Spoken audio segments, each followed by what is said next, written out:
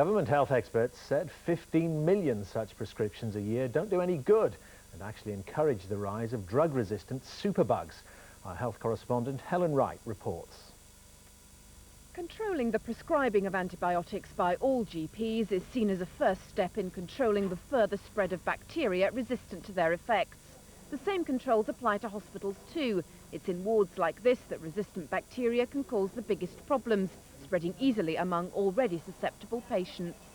We need to educate doctors and medical students very carefully on the side effects of antibiotics, on the development of resistance, and help them to learn to identify those patients where infection is a problem and to use the antibiotics most appropriately and for as short a term as possible. Some doctors say with the rise of superbugs, we're paying the price of over-prescribing antibiotics in the past. In England alone, prescriptions for antibiotics have grown by almost 20% in 10 years. In 1980, there were just 33 million. By 1990, it had grown to nearly 40 million, and last year it was more than 46 million.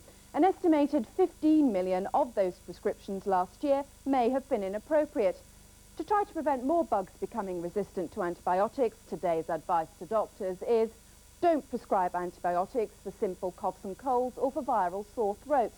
Target prescriptions for cystitis in women to a 3-day course and limit prescriptions over the telephone to exceptional cases.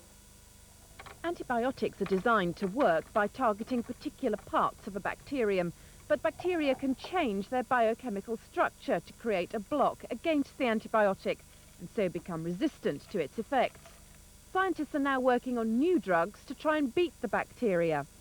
The challenge is now to discover new antibiotics with new modes of action, which will require considerable outlay of expenditure in terms of research and development.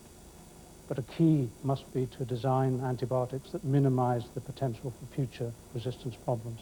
Experts believe bacteria will continue to develop some resistance to antibiotics, but they hope new research and the regulations announced today will help them stay one step ahead of the bugs. Helen Wright, News at 10.